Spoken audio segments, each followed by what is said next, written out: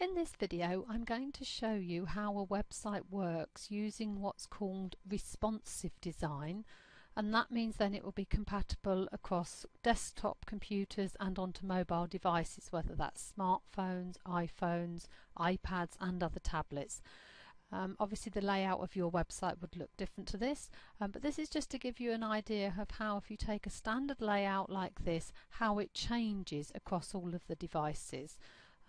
All of our websites are designed in such a way that they actually generate leads, sales, inquiries, because at the end of the day that's the purpose for most businesses, that's the purpose of their website. So this video is specifically focused on that type of website. It needs to capture their attention immediately and it needs to have a solid call to action. Obviously your individual design would be different, but this just gives you an idea. So let's just page down quickly and take a look. This is how a website could look on a normal desktop. So you've got all of the different things. You've got your header area, your menu, an area here for a strong call to action, phone number, logo, and then coming down you could have various different items in here that showcase different products or services that you offer. This could have more details of the services that you offer, and then down the bottom you can have some items in the footer here. Okay, so you can see when somebody first looks at the website, this is what they would see on their screen.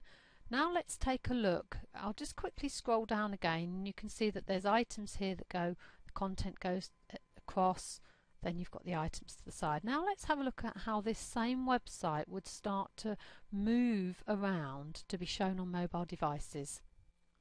Okay, this is how it would look on an iPhone, for example. This is iPhone 3 and 4. This is how it would look. So you can see that now it's all condensed down so it fits the width. There would be no need to be scrolling around and the text would all be big enough to read on these small devices. Couple of options. Your menu could be here, it could be a drop down. Let's come back to that.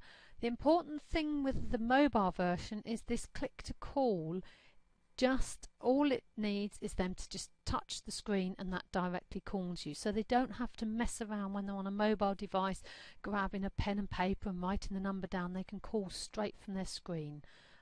What you'll then notice is that the design is all then condensed down widthwise, and the most important items are shown first on the site.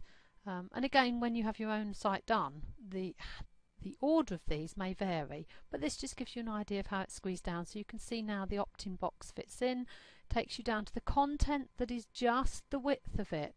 So there's no messing around and scrolling, etc. It's a good size text that they can read. Everything works with a reasonably big finger on here. And you can see that everything is taken to the left, so we scroll down and then these are the items that would have been on the right hand side of the original website on the desktop, and they all come in to scroll down, so it's quite nice and easy then for people to flick up and down these screens. Here it is as well, for example on an iPhone 5 with landscape, so they all start to move around to fit the size of the screen. You'll notice now that the text goes wider. So it's what we refer to as fluid, and that will move the width to suit the phone size or even the mobile device. So you can see this all comes down. These are narrow items and that has everything there as well. Here's a quick example on an Android. This is what it would look like on a Samsung Galaxy. Let's scroll down. You can start to see again it's all spaced out. And then you have the likes of a tablet. For instance, this one's on an iPad. So you can see that actually here, because there is more space but not as much as a desktop, these two items still show here.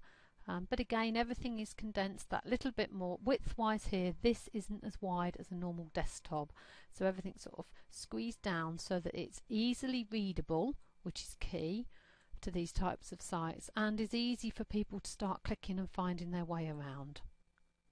And a quick look at it on an iPad in the landscape, which is fairly similar to the desktop, but it is still slightly smaller, so it is just condensed that little bit more to suit it properly.